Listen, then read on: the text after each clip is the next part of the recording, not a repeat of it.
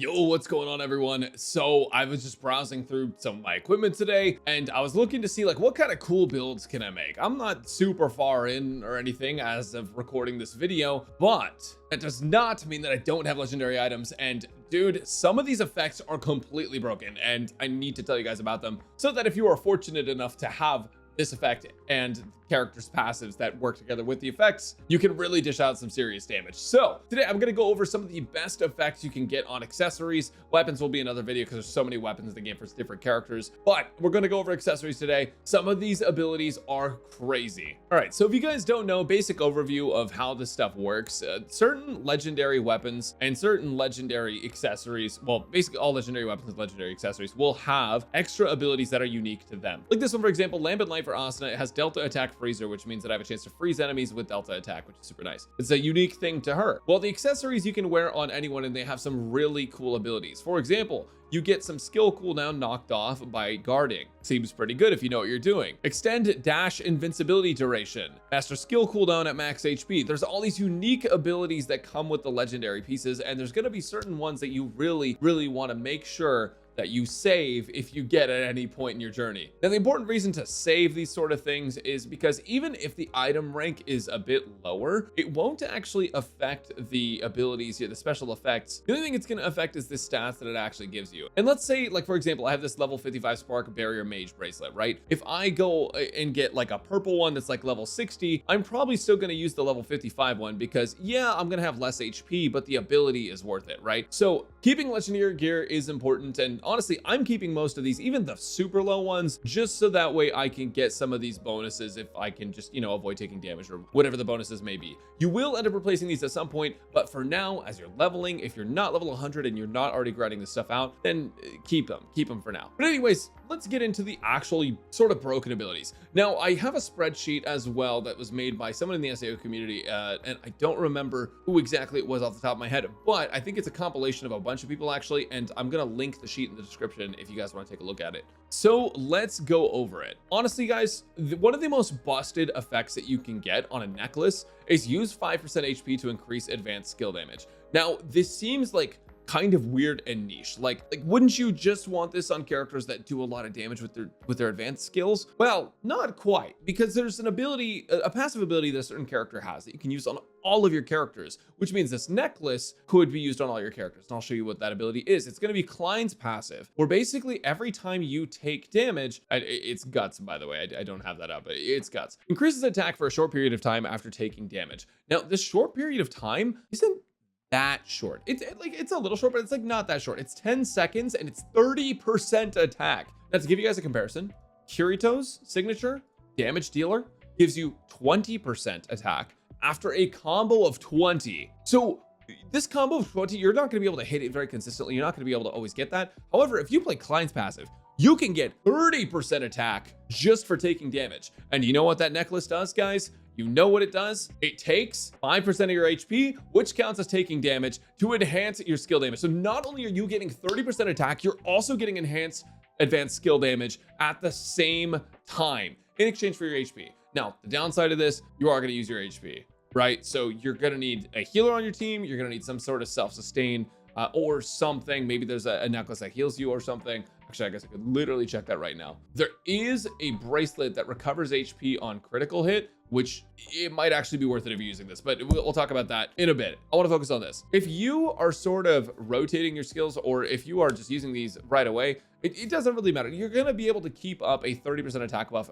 very frequently, which is crazy. This is honestly one of the strongest abilities in the game when combined with Guts from Klein. It has to be, because the multipliers, 30% attack for that period of time is crazy. I've said crazy like 6 times, but I hope I'm getting the point across. This is nuts. If you get this ability, keep it. Keep whatever you have it on. Now, I only have it on Ranger, which is unfortunate because the Rangers in this game, I have Xenon and Death Gun are the two characters I'm playing the most. And truth be told, well, actually their advanced skill damage isn't that bad. Death Guns is a little bit worse than Cedon's from what I've seen, but with this, it could be a little bit better. But Cedon and Death Gun are already a little squishy just because they're sniper characters. So it's not ideal to be on Ranger, but it's still not bad. It could be worse. It could be on a support. Actually, you know what? It wouldn't even be that bad on support because we would have Una, which would be broken. Actually, they would probably be the most broken on support. But anyways, guys, it is crazy strong.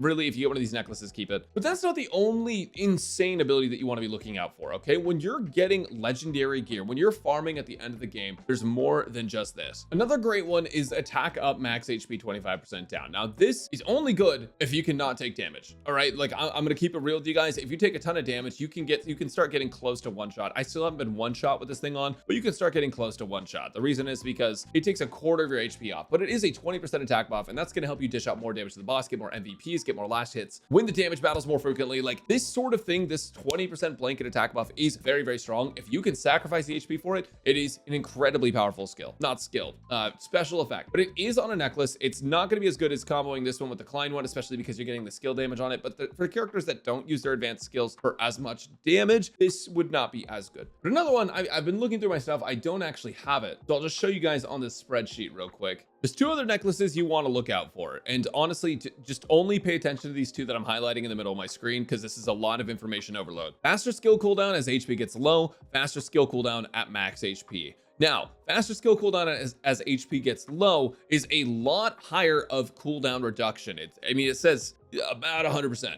But this is as HP gets low, and it's not like, oh no, my HP is going down a little bit. It's like when your HP is low, right? So you'll get double cooldown speed. However, it's not going to be super viable for every single character. Yuki is someone that could probably use this incredibly well. But for other characters, this one, faster skill cooldown at max HP, this can be pretty nice. Now, this, especially if you're using your skills very, very frequently, this 20% can make a difference. You can get a few more uses every single run, which can be a lot more damage overall. However, the best one is going to be the one that I was showing you earlier, which is the 5% to increase advanced skill damage and the attack you get from guts. That combo is disgustingly good. But the attack up, max HP 25% down is also pretty good. And you know what? If you use this one and you're not worried about your HP, you don't even have to use guts from Klein. You can just use your crit passives, and those will also be good.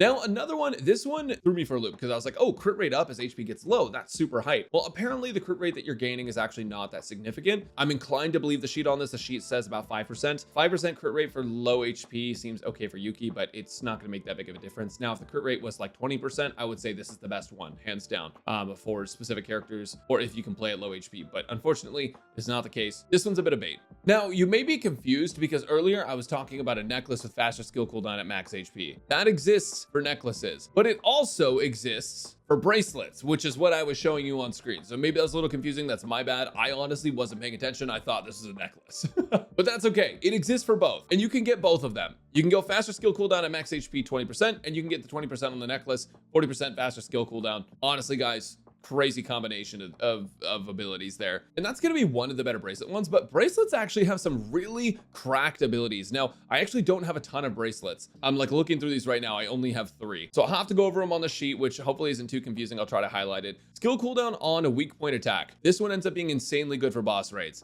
If you are in a boss raid and the boss has a really big hitbox, you can just spam that weak point. If you're playing a character that attacks very fast, this is great. If you're playing Sturban or you're playing Xenon, you don't want this. 30% isn't going to make a huge difference to you when you're attacking slower than the speed of snail. But also another good one is skill cooldown on critical. If you use characters that attack fast, these two are going to be insanely good for you, assuming that your advanced skills actually do something. Now, another one is recover HP on critical. This can be specifically good if you're using that necklace combo that makes you lose HP on attacks, because this will mean that you get some of that HP back, but you're still getting the attack bonus. I haven't seen quest reward bonus play out. This could be broken. I don't actually know. Now, there's going to be one that is a little deceptive, and when you see this in game, it's going to say instant skill cooldown on combo. Now, the combo is 100. Majority of you guys aren't hitting that. Instant skill cooldown at 100 is great. Majority of people aren't hitting that, right? That is so rare. You're not going to see this very often, and unfortunately, this one, it needs a buff if people want to use it. But all in all, I would say for the best bracelet ones, we have for fast characters, skill cooldown on critical, skill cooldown on weak point attack, and for recover HP on critical. These are all going to be really good for fast attacking characters. And faster skill cooldown at max HP will probably be good for most characters in the game. Another one that could be pretty good is unique skill charge speed up, but this one depends on the content. Co-op quest is going to get a lot more use out of this because they're a bit longer to play through, so you'll actually see more benefit from this, but 20% may not be worth it enough for you to use in a boss raid.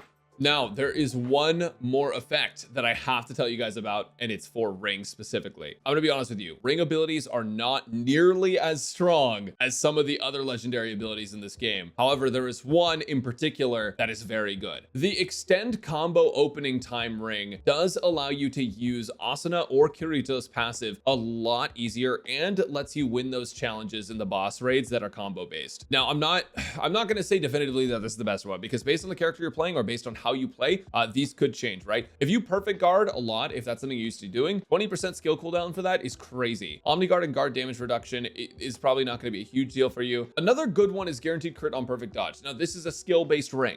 If you can perfect dodge, you can get some crits, 5 seconds.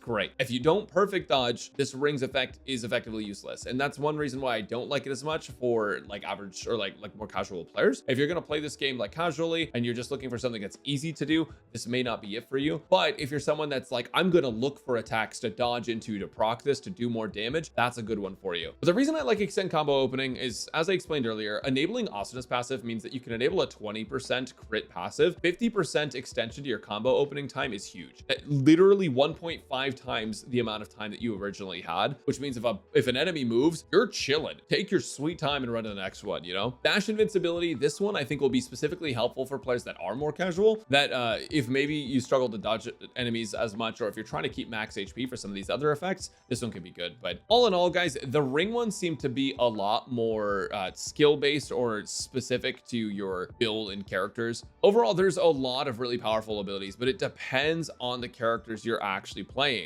But for a majority of players, things like faster skill cooldown at max HP are going to be pretty nice. But if you're really trying to max out your damage, I would look for these necklaces, dude. Use 5% to increase advanced skill damage, get client's passive. That attack buff is crazy. But if you don't want to do that, you have to get the attack up and max HP down one. That 25% HP trade, as of right now, and all the content right now, you can lose that 25% HP for that attack. That damage bonus is going to be crazy overall. You definitely don't want to miss it. Once again, the link to that sheet is going to be in the description if you guys want to take a look for yourselves, so that way you can check out all the info. It's honestly a super helpful sheet, and it'll show you all the stuff that I was talking about, and maybe you can look at it yourself, make some informed decisions about your gear. Thanks for watching, guys. I'll catch you next time.